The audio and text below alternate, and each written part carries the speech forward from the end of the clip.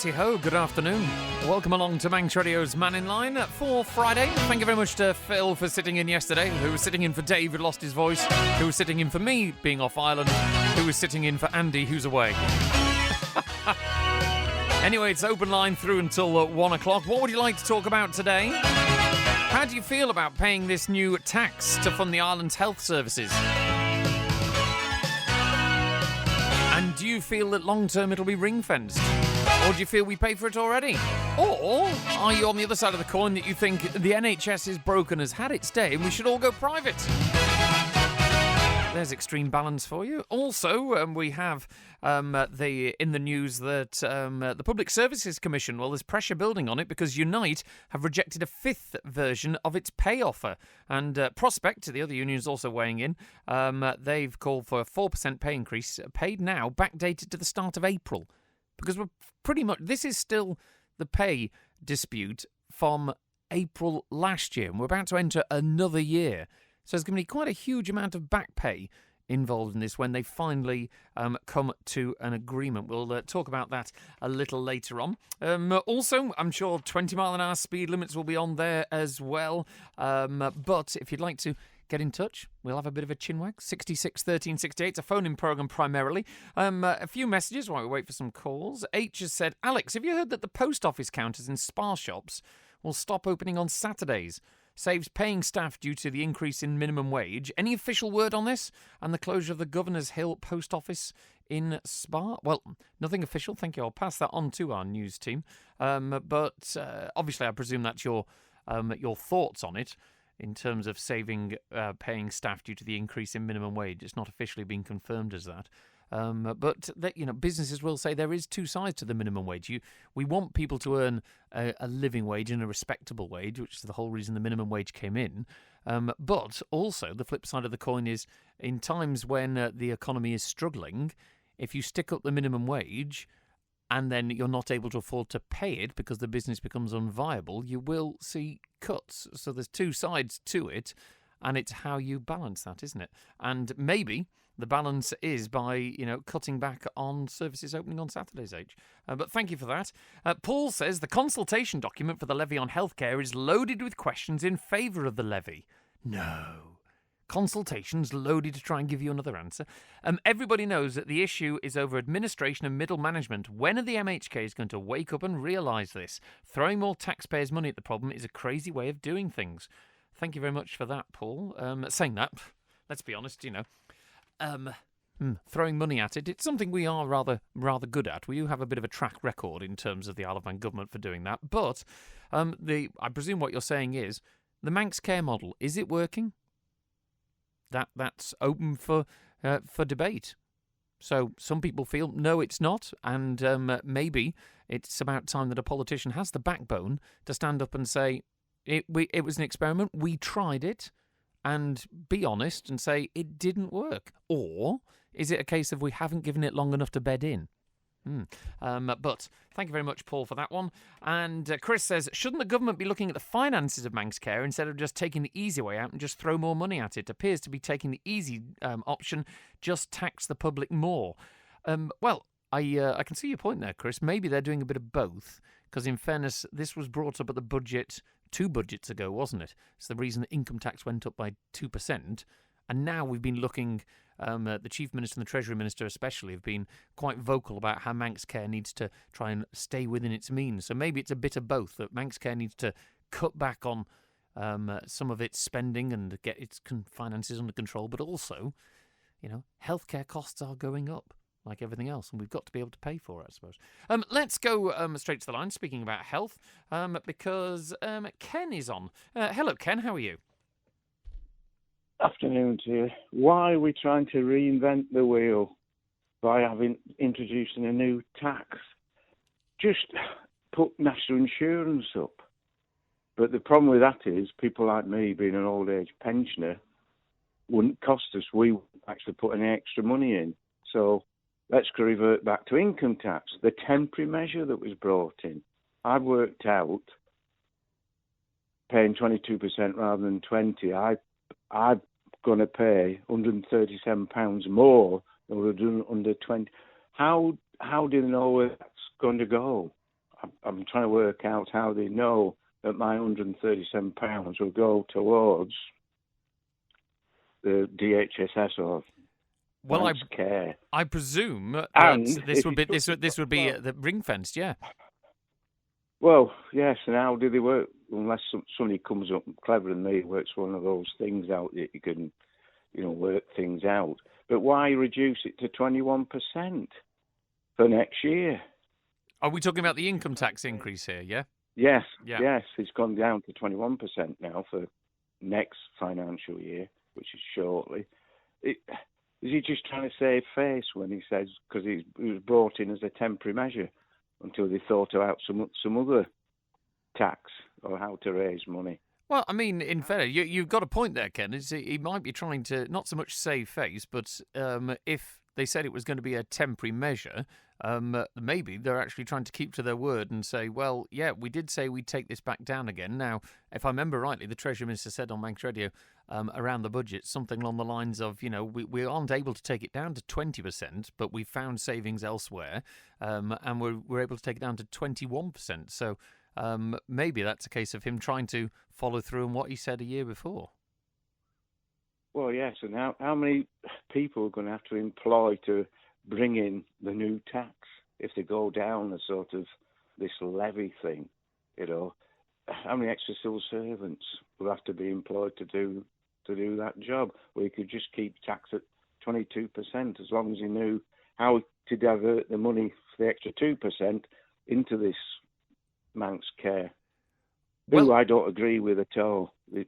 Why we went down that road in the first place, I do not know. Well, maybe the point is, and I'm speculating here, in what you said at the very beginning of your call, Ken, which is that the income tax will be something that maybe the older generation aren't paying, and they've done their sums and said, well, actually, that we need the money from across the whole adult population, including people who've retired. So we're going to have to charge it through an additional tax. And it'll be a bit like everything else, isn't it? That you have to pay. The tax isn't just about income tax. They get it on VAT. They'll find a tax for fizzy drinks and everything. That as costs go up, instead of just increasing a tax, they come up with a new tax that doesn't sound as bad because it's normally a small tax, and it all adds up to a bigger pile, doesn't it? Yeah, the other thing he said is perhaps they're looking at other streams of income. I'm trying to think of what other streams of income you could tax.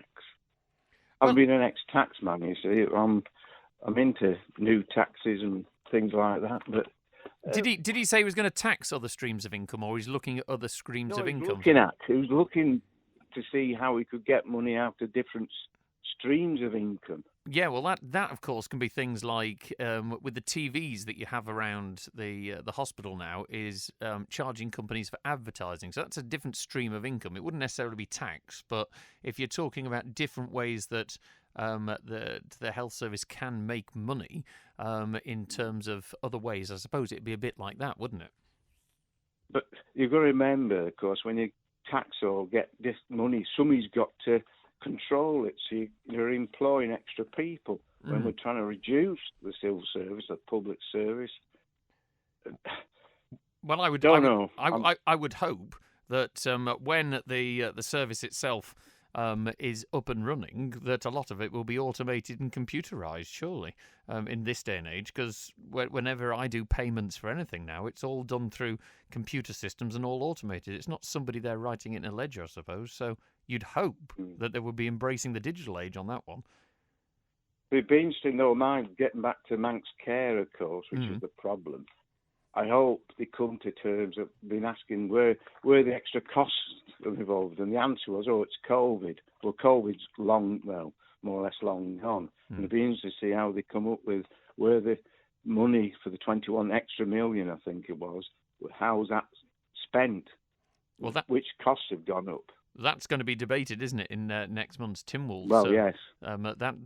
Likewise, I would only be speculating, so it would be interesting in a couple of weeks' time. Make sure you're tuned in and listen and see what the Health Minister comes up with in terms of the shopping list of stuff. Going back 20 years, the DHSS always overspent, and they always went back for more money. And Manx care is no different, except the money seems to be more. Okay, then. Yep, lovely. Thank you, Ken. Great to speak to you. Thank you. Cheers. Take care. Bye. Wonderful to speak to Ken there with some very pertinent questions, and I don't have the answers, but it will be interesting to hear what the overspend is on. And he highlighted a point there that, as long as I can remember, the DHSC, DHSS, whatever the name of the Department of Health has been, has always come back for more money. And that argument, which I know for well politicians are on both sides of the fence, are we underfunding the health service, or are they spending too much? And as soon as you hear a politician say the word efficiencies, you know they're lying through the teeth. What they're saying is cuts. Okay, because whenever they want to try and save money, more and more efficient. No, Ian Hislop said it on Have I Got News for You once. When governments say efficiencies, they mean cuts. So the question is, are we underfunding, or is there a huge amount of money being wasted in Manx Care? You know, the budget for Manx Care and our health services, and it's not just Nobles, bearing in mind Manx Care covers much more than just Nobles across the island. Is it a case that we spend well over 300 million, on a budget of just over $1 billion? 300 million just goes on the Department of Health, effectively. So, if you say it's underfunded, just how much funding can a small island of 85,000 people afford to give to health? Can we afford it, is the question. Well, I throw it open to you. Give me a call, 66 13 68. It would be great to have a bid of a chinwag with you. Right, let's go straight to the lines again. And I've got Steve on. Hello, Steve. Morning, Alex. How are you? I'm not so bad, sir. How are you? Good man. Super. Top of the world. Everything else. Glad to hear it. Just a little bit concerned about this so-called 2% charge to pay for healthcare. Yes. A couple of issues with it, as come to mind straight away, is firstly, if it becomes compulsory, does that then mean a reduction in our personal allowance, which could put more people in poverty, possibly? Mm-hmm. And therefore, they go into poverty, they'll need healthcare, and that will be more costs for the hospital. Vicious circle. Mm-hmm. Secondly, is that if we do decide on this 2%, before we start paying it, or when we start paying it, will we see a benefit straight away? I would suspect the answer will be no, because we need more doctors, dentists, healthcare. I think this is one point that the politicians have been making since the 2% increase in income tax, is that people haven't felt that services have been getting better. In fact, anecdotally, let's be honest, and if you listen to the Mannin line regularly, the word on the street is services are getting worse. That's right. So surely, as one way of looking at these things, is that, and it's like anything, is preventive is better than long term. Mm-hmm. If you prevent something, and you talk about older people, if you can give them the care at their home and prevent them going to hospital, the costs will come down. That is true. I mean, I suppose the Manx Care would, or any care profession would probably tell you, though, there's certain things which is where expense is, that no matter how much preventative care you put in place and how well you look after yourself, age or circumstance does take over. That there are some people who are genetically predetermined to get certain conditions. When you get to a certain age, you do require 24-hour care, whether you've lived a wonderful, healthy life or not. So there is still areas, isn't there, that's going to be big money as time goes on. There is. And there's a lot of people who've paid into the National Health for many, many years, 40, 50, 60 years, who are going to be taxed again, for want of a better word, which is, unfair. And yes, I take the argument as well that if we're talking about older people, is that they are possibly more susceptible to illnesses, as you just said. Mm-hmm. But going back to your previous caller, the healthcare, the budget for healthcare has been continually, for 40 years, been well underestimated. Well underestimated. Is that surely the time is to get off the treadmill and actually look at it and see what benefits we can actually do. I mean, if we're paying this 2%, and we need more doctors and dentists. As a doctor, I don't know what they earn. Shall we say 100,000 a year? Yeah, let's use that as a figure, yeah. As a figure. So 10 doctors, there's £1 million. Straight away, gone. And what's that going to do? Dentists, let's just say another 100,000. We're shortage of dentists, another 10 dentists, there's another £1 million. So are we going to be any better off unless somebody can actually prove to us by having these doctors, dentists, whatever, is actually going to increase the service what we currently don't receive? In terms of the finances, Steve, let's do a bit of brainwashing. Not brainwashing. That's definitely not brainwashing. But brainstorming. That's the phrase I was looking for. That in terms of maybe looking at the finances, and as you say there, it's big money. Now, if we were going really revolutionary, do you think it's possible that for an island of only 85,000 people, that eventually we're going to get to the stage where it is so expensive we can't offer everything because we just generally can't afford it? And there's kind of two options there you can go with. One is you turn around and go, actually, we're going to cut taxes, get rid of the NHS, and everyone goes private. And they have to provide their own, health insurance. You have to pay for Bupa or whatever it is, £150 a month or something. Or do we look at the model of saying, I'll tell you what, the government will pay for transport off the island for any cases that aren't critical, and we have a hospital here that deals with critical issues, and all the other ones that require going to consultancy and more long-term, we basically pay UK hospitals for that service. And they take on the bulk of the cost. So effectively, we contract out to the UK our healthcare. How do you think that would go down? I don't think it'd go down at all. I mean, I can remember when the new hospital was going to be built. Yes. It was going to be a training hospital and everything else. And I don't think to this date it has been. We look at... Manx Care have a great habit, in my opinion, of actually scaremongering. We look at the Great Air Ambulance. 2 weeks ago, it was going. Public demand was on the radio, Mannin line and everything else, and the news today, what's happened? Oh, Great North Ambulance is back on again. Prior to that, it was the breast cancer. The feedback again through Mannin line, the papers and everything else, there was a complete turnaround again. So what is the game on this? I just think sometimes there's games going on within games. I think it's exactly.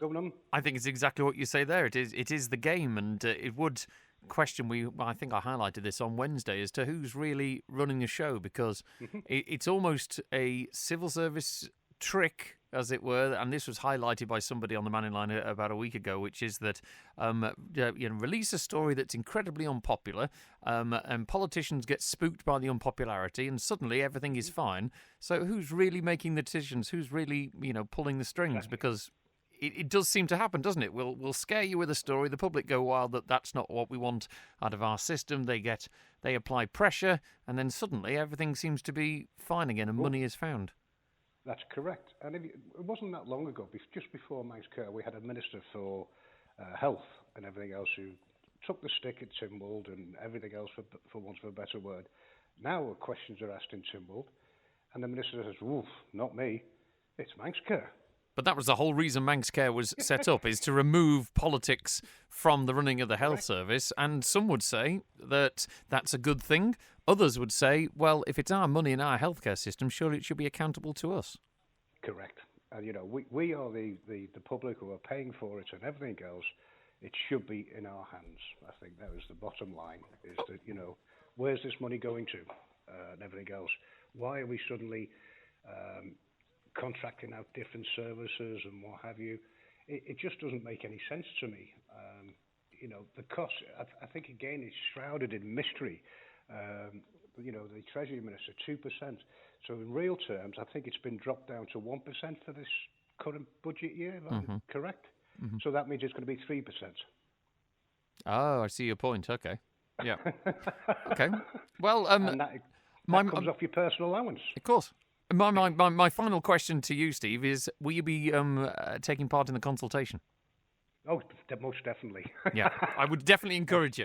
All right, Steve, I've got quite a few people on the phone wanting to talk about this, but thanks very much for your call. Thanks, Alex. Cheers, take care.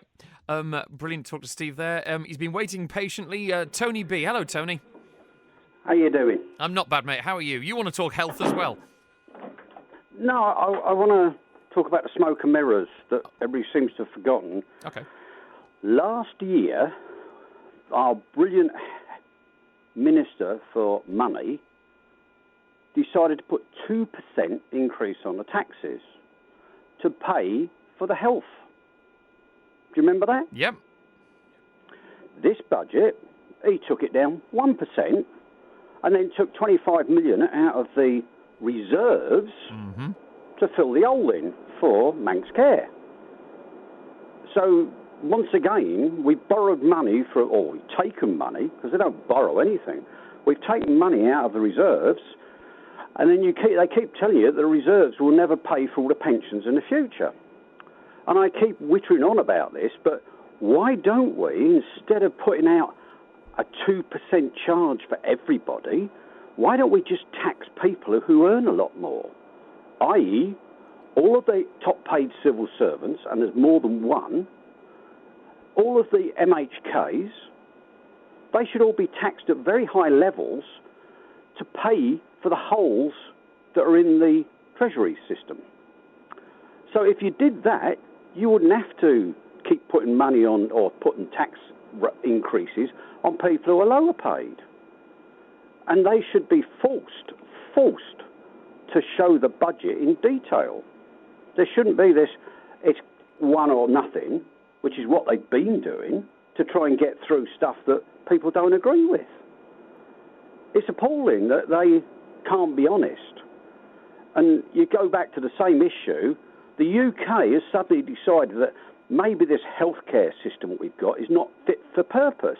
Although, in fairness, the UK system, the getting rid of the NHS England is not the same structure as we've got effectively with Manx Care. No, because the NHS in Manx Care is like an NHS trust, which is what the UK are going back to. They have an arm's length body in NHS England, but it's not a trust.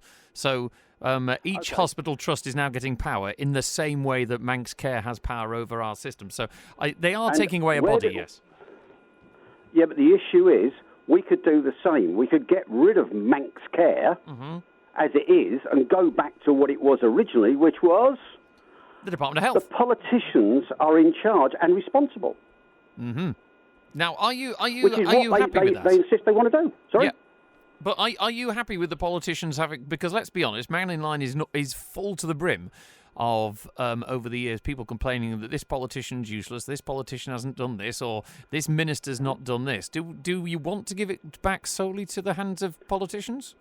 You know, but is it better the devil solely. you know? I didn't say solely. Oh, right, I think that what needs to happen is that politicians need to get rid of the quango, which is Manx Care, which is just a money pit that you'll keep pouring money into, and then they need to get a budget, and that budget, if they don't fulfil their budget, they need to resign and leave, full stop, and you can't keep changing out who's in charge so that you can't be to blame.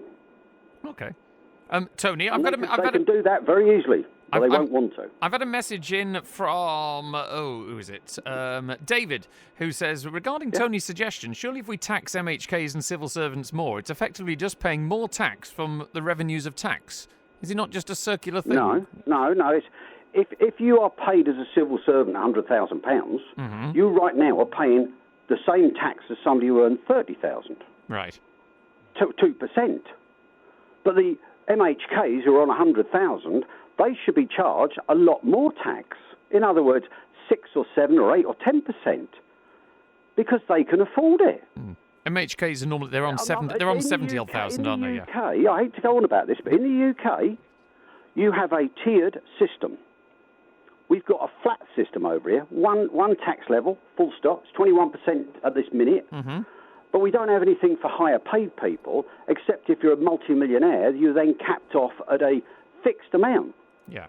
But in between, everybody who's in that situation is winning, and we're paying for it as a nation. It's costing us money because it's a joke. People can come over here, earn £100,000 and pay a very, very low tax on it, very low. I know you could ask Bonzo; he'll tell you the same thing. Well, he's holding on the line at the moment, so I can ask him. Don't worry. Yeah. Well, ask him. I mean, there's an inequity within the tax system. The higher paid people don't pay more tax, so you're not taking tax from the departments. You're taking it from the individuals. So how does that argument that you're taking it out of one pocket and putting it back in the other? That doesn't work. That's not correct. So if I was earning £100,000 as a high-up person within Manx Care, I'd be paying 21% tax. Okay. Capped. Whereas if I was earning £100,000 and they charged me an extra 10%, I'd be paying 31%, wouldn't I? Or 21% up to a cap, and then 30% above, or 31% above.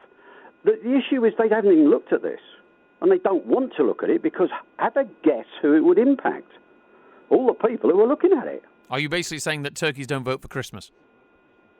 I think they don't, normally. If they know about it, they don't anyway. But the last thing I've got, Manx Care. Yep. Okay, anybody that comes to this country, and Alf wants to bring in 5,000 more working class people, when they arrive here, do we do a check on how much they've paid into their health service fund across?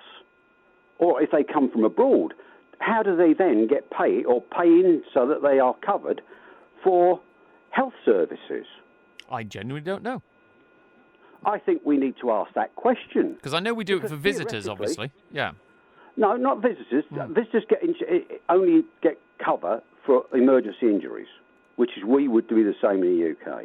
Okay. But I'm talking about somebody who comes here from another country, pick one out of the air, it doesn't matter, Zimbabwe or Spain or somewhere else. How much have they paid into their healthcare over here? And are they going to transfer that nest egg, if you like, into our funds? Have a think about that. Okay, Tony. I'm going to have to go because I've got tons of people on the line, but thank you very much. I don't think this is going to work personally, but I think it's just wrong. Okay. Tax more people with higher earnings. Bye. Brilliant. Thanks, Tony. Tax more people with higher earnings. Very quickly, a couple of messages. The Manx Care is not recognised by the National Health System in the UK. A dentist cannot do their final year here in the Isle of Man. Health system not recognised. Oh, thank you for that. I wasn't aware of that. I don't think normal working people would object as much to additional taxation if it's clear that those with the broadest shoulders pay a bit more. We have very wealthy people on this island who pay similar percentage of taxation to those on very modest wages who are really struggling already. As a priority, we need to reduce 30% plus of this island being government employees, which is ridiculous, says Steve. The defence of that, Steve, is what services don't you want? Because for 85,000 people on a rock, you've got a lot of services which you wouldn't have in a comparable other jurisdiction like this that not government paid. Because the bus service, for example, wouldn't make a profit. Okay? So no business in its right mind is going to touch the bus service. The things like the Villa Gaiety. Okay? All things that, are part of our island life that wouldn't make a profit because we've got such a small centre of population here. Towns in the UK have couple of million people in them and have the services we have. The NSC, all the sports facilities we have on the Isle of Man. Okay? We wouldn't get any of those because we're only a small nation. Oh, wait a minute, that's what we pay our taxes for, and the government supports it in order to give us the quality of life we want. So, yeah, you can cut down the head count. But what services don't you want? What things that government fund don't you want? Because business wouldn't touch it with a barge pole because it's not commercially viable. Hi, Alex. There are 68,000 cars registered on the island. If people can afford 30,000+ for a car, hybrid and electric vehicle, they can afford to pay an increase in road tax. As a starter, any car has to pay a minimum of £250. Every car has to use the road, so they should pay their fair share. Well, this is also the misnomer that road tax is roads. It's called road tax. It's actually not. It's vehicle tax. So you're paying for your vehicle, and of course it's decided by emissions. So you're effectively encouraged or sweet-talked to get a more green car. And Alex, how about Manx taxpayer stops footing the bill for bus vanning and send these millions to Manx Care? DIY shouldn't be running a bus service. It's not fit for purpose, says Will. Who should run the bus service then, Will? No company would take it on. There's a reason it runs at a deficit. Do you think we just not have a bus service? And we should have more cars all over the island? I'm sure people would think something differently. And that Gaz says, a Manx Care health levy better not fund the assisted dying bill, says Gaz. there's another topic for conversation. Right, we've got people who've been waiting patiently on the lines. Charlie, thanks so much for waiting. Aye, there's something wrong with your mic today. It keeps coming and going. I'm definitely here. No, I... Well, you must be turning away from it. Anyway, far away. About 6 or 7 years ago, I was on holiday in Jersey seeing family, and I got a inflammation on my leg. It turned out to be a cyst. When I went to casualty in Jersey, I had to pay £72 to the doctor in casualty to get treatment. Ah.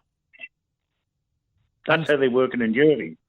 Well, interestingly enough, when we do, I remember doing an interview on Radio TT last year that we do something similar. If you're a visitor here and you're not covered by the reciprocal health agreement, effectively you will get a bill. Yeah, but for A&E?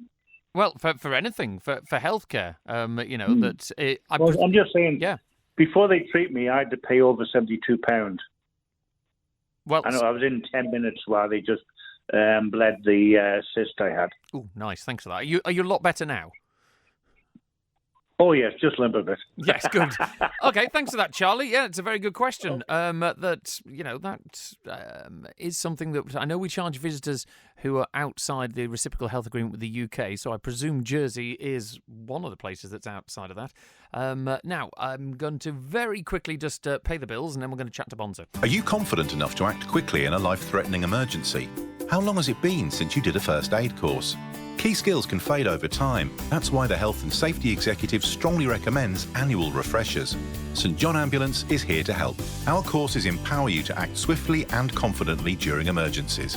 You'll learn to master CPR and know how to quickly use a defibrillator. In emergencies, a confident first aider can make all the difference. Call St John Ambulance on 674 387 today. Discover a fabulous range of watches, gifts and jewellery at Ramsey Art Gallery with top brand watches from Blover, Citizen Eco Drive and Storm to Acura, Seconda and Timex. Plus, all watch purchases come with free lifetime watch bracelet adjustment service. There's stunning gold and silver jewellery, gifts for all occasions, and of course a fabulous gallery of limited edition prints and original artworks. Find all this and more at Ramsey Art Gallery, Jewellers and Engravers, opposite Ramsey RNLI shop. New builds, renovations, home improvements, commercial and civil engineering projects. Come to the local long-established building company you can trust. Darrell Blake Construction. Well respected, with over 20 years experience. Darrell Blake Construction can handle any project, from planning to completion, with a professional yet approachable way of working. For your free estimate, call 435 409 or visit on Facebook to view a wide range of work. Darrell Blake Construction. Committed to quality. I am one call centre, the place to go. Great choice and prices so low. I am one call centre on Domain Road. Cars of every kind at prices that are hard to find. Visit on Facebook to see the range or call 611 040. Great service, choice and prices low. I am one call centre, the place to go.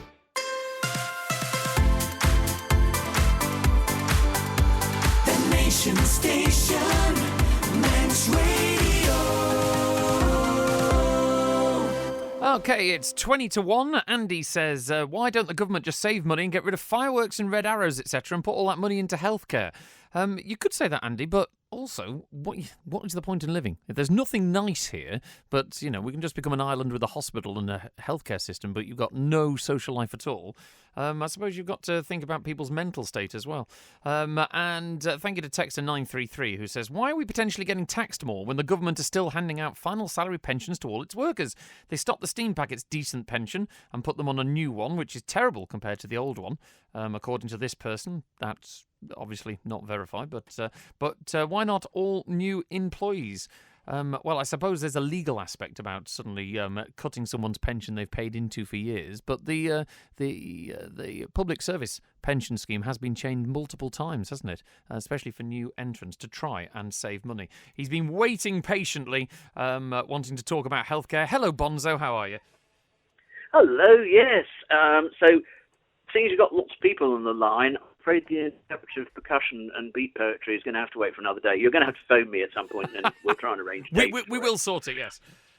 When you were talking about somebody who was saying about do a scare story, frighten the electorate, and then they shout at their MHKs to give people more money.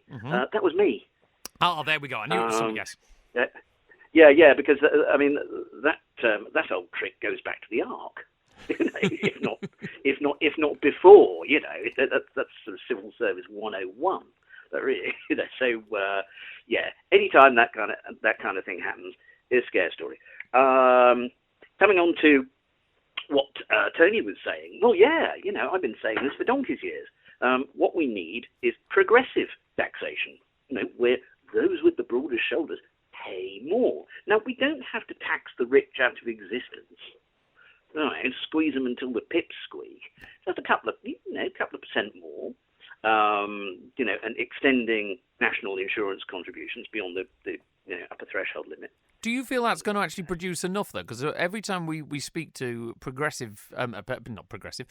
successive Treasury ministers, and they say, well, it's a good headline, but it actually, there's not really as much in it as you think, because there's not that many people. It would be ethically seen as being possibly correct, but in terms of raising the cash we need, it won't bring it in, do you think? That's simply Treasury orthodoxy and the embedded welfare state that we have. Mm-hmm. Because, of course, who are the people who have most of the ears of the people in power? Wealthy people, yeah. So, there is going to be a certain amount of collective self-interest. And, of course, senior members of the government will be looking forward to post their time in government, will be looking forward to directorships, etc., etc., etc. So they're not going to rock the boat, are they? Well, in fact, standing in a bit of unfairness there, surely that's just people's opinions. If you've got evidence that, the reason that government do this is because they're hoping to have their, pockets lined with cash once they leave, and they're trying to keep in with and collude with rich individuals. Do we have any evidence of that? Well, I suppose look at the top of note papers. Right. See how many ex-senior ministers, chief ministers are company directors. Well, in fairness, various large. Various large concerns. Well, in fairness, when you've left a job, that you still can get a job anywhere. I'm company director of a couple of companies, and I'll tell you now that I don't live anywhere near the lifestyle that some people live. So they are entitled to get work once they've left politics, because people still have to pay to live. Well, that also depends upon the interests. I mean, when I left the civil service in the UK, I had to get permission to take up the job that I was going to take. Mm-hmm. Otherwise, I couldn't have taken it up. I had to get permission to leave and permission to take up the job I was going to leave for. But I suppose so, did you in terms of leaving though? Did you? Because this is one argument that they put, and I'm blatantly playing devil's advocate here. That in terms of politics, you go into. I mean, I couldn't go into politics. I've got a family I've got to support. I've got a mortgage I've got to pay, and in 5 years' time I could be unemployed. It's too unstable for me. So and many people are like that. So in terms of you go into politics for your 5-year term, possibly only 5 years, you might get booted out. So the quid pro quo is that after you finish there, surely you've got to be able to find work, and that whether you appear on a note head of a company or not, we still can't accuse people of saying, well, I'll tell you the reason you've got that is that effectively you were, either making decisions in favour of these rich people in companies and unethical practices whilst you're in office. That still doesn't add up as a cold hard case, does it? Well, what about the opposite case? Which is? Would those people then be employed as company directors, etc.? No, they would be employed on experience, surely, but you've yet to provide me with evidence. That's the part that I'm on. That if it's been someone in government, and I'm saying, I'll tell you what, their skills would be useful. They're no longer in government, but they've done all this. Yes, they'd be good on our board. It's very different to saying when they were in government, they changed things to make it better for us. That's two different allegations, isn't it? Really. Yes, but I mean, there's always been the issue of the revolving door, Mm. and it's not it's not unique to the Isle of Man. No. The thing is about the Isle of Man, of course, is it's a much closer, smaller Yes. population and smaller pool. But I think we're digressing a little bit here. Yeah, we are. And Go the on. thing Healthcare. about healthcare, and the thing about the way that the system has been set up at the moment. Of course, yes, we put 2% on income tax, Mm-hmm. which is supposed to be ring-fenced for healthcare. But you can't do that with tax. It's called it's what they call in the trade hypothecation. Okay. Yeah. So that tax goes into general revenue, and then the Treasury decides who's getting what. Now, they could give the whole 2%, though I'd have to look at the pink book to see whether they have given the whole 2% to Manx Care. So you now get into this situation, we'll have a levy, which defines it more, but still will the levy absolutely hypothecate that money? And I'm wondering about that as well. So we come back to the thing again, saying, we'll put this amount of tax up, and it will go on this, when it won't. And then we all know it won't, any damn way. So this continual selling a misleading bill of sale to the electorate sort of simply won't wash. Okay. Lovely. Well, thank you for that one, Bonzo. I'm going to have to move on because I've got Julie who's patiently waiting. But, it's difficult. And maybe this consultation is about that. They don't actually know how it's going to work yet. And they're going to do it based on the consultation. Julie, thank you very much for waiting. How are you? That's okay, Alex. I won a prize this morning, Oh, so I'm happy. Congratulations. Yeah. There we go. What was it, a mug or a tea bag or a pen or something? I think it was a bag. Yeah, it was on the wheel with the car. Yeah, so anyway, delighted on that one. But no, there was a couple of things that I've been listening to because, we can all come up with problems. We all know what all the problems are, but nobody seems to be talking about, sort of coming up with what the solutions are. So I've had a couple of experiences. I did the survey this morning. Yep. And I was looking at, some of the questions and things that they were asking on there. Now, at the moment, I don't know whether you're aware that if you're a middle earner, so up to £52,000, I think it is, mm-hmm. we are actually paying more tax and more national insurance than the UK. Wow. Okay. Yeah. So that group of people, which are obviously the majority of the people who are paying into the systems that we've got over here, the government are going to have to balance as to whether they're going to actually stay here. Because if you're suddenly, paying, I mean, in the UK, it's 8% on the national insurance. We're paying 11, and the tax we're paying 21 plus this levy that might come in, and they're only paying 20. I mean, some of the response that you might get for that, Julie, is that are people here purely for tax? Or is it a case of actually, you could go to the UK, and I'll sound sort of like flippant now, but would you want to? Because there are lots of more benefits of being here than simply your tax. 100%, totally agree with you on that. So, but that's what everybody is focusing on, on the money side of it. Yes, so are the government focusing on, the fact that if we start, pushing these charges up, sort of way over the top, are we going to start losing, the middle earners?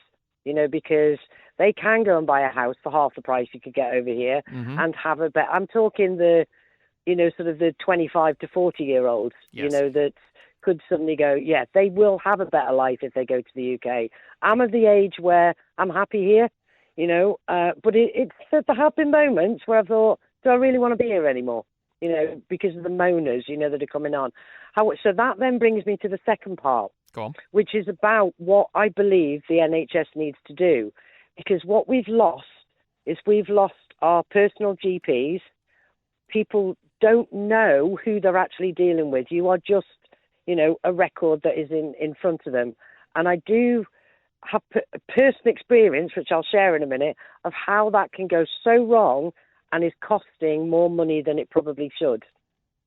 So my personal experience of that, I don't know who my GP is, or anymore. I don't think anybody does. Nope. So about 5 years ago, I had a car accident where I broke my collarbone. Oh, okay. So that was fine. That was all treated. That was all done. About 2 years after that, I started getting a lot of pain in my shoulder, and my arm went dead. It's currently in that state now. I went to the GP, who then sent me to a consultant. I'll speed up because I know we're on 12:52. Yeah, go on then. So I then went to a consultant in Nobles who said that I had carpal tunnel syndrome. I said, no, I haven't. It's to do with my shoulder, blah, blah, blah. And he said, well, I'll have to send you away. I then got sent to the UK, who, when I got there, they said, oh, we're testing you for carpal tunnel syndrome. I said, no, you're not. I said, yeah, that's what it says on here. So it wasn't carpal tunnel syndrome. I then went back, and the consultant said, oh, well, because it wasn't that, you now need to go back to your GP to be referred again, because it's something different, because that's what we were testing you for. Yeah. So you then go back to the GP, who then goes, oh, you're in excruciating pain. Try taking this pill. Try taking that pill. Try taking, which I didn't. I didn't take any of them because, but I had, in the space of 10 days, 5 different prescriptions. Wow. From the GP or the nurses, and things in there, of which I didn't cash any of them in because that's not going to fix the problem. It might mask it, but it's not going to fix it.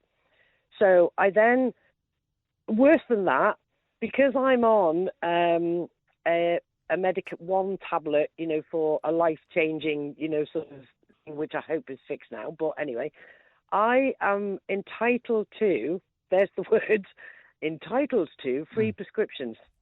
Oh, right. Okay. I don't get free prescriptions. I pay for my prescription because that tablet I worked out that I need to take costs 7p a day. And while I'm working full time, I will pay 7p a day to give me the life, a quality of life. So in terms of... Sorry, I'm going to have to rush you, Julie, because we're running out of time. Yeah. In terms of, then, the way forward, how do you think things need to be changed? What if you had a magic wand, what would you do? They need to change how they're dealing with people, so that the doctor who sees them knows who they're seeing and knows what the full story is, rather than having to start again and handing out tablets, willy-nilly until they can get to see, the next stage. Because the doctor I saw had no idea that I'd actually broken that bone. Wow. So he was looking somewhere completely different. And, and it's that. We need the continuation of care rather than just getting people, that, they've seen somebody else, and they've turned up to A&E and seen 15 doctors, because those doctors, and it's not the doctors, it's the system of following it through to make it work. Okay, lovely. Need to do. Thanks, Julie. Yep. Lovely to hear from you. Okay, have a good day. You too. You take care. Bye-bye. Thank you very much there, Julie. Finally, just a chance to get through some of your messages. Thank you to Dick, who says, Alex, you'd be fine after an MHK. You could get a job with Manx Radio like Minister Gorn did. Just to say this again, Dick, by the way, I'm the boss man at Manx Radio who gave Phil Gorn a job. It wasn't because he was a former minister that he had any special treatment. However, if I want someone to be a political correspondent, someone who's worked in politics might have a good view on it.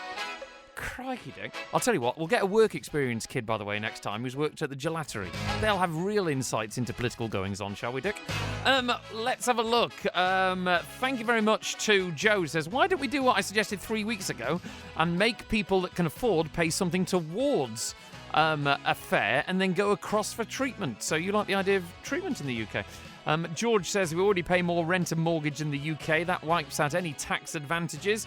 Ali says, Bonzo is right. I've advocated raising the NI cap a few notches for years. This will bring in large additional income for the NHS. Paul says, why is Manx Utilities buying new lorries that are diesel and they want to put up wind turbines? I don't get it. Well, Paul, I suppose, will an electric lorry be able to do the job? Phew. Thank you for your company this week. Andy's back on Monday. Thank you to Ben Hartley and Christy DeHaven on the phones today. Take care. Ta-da.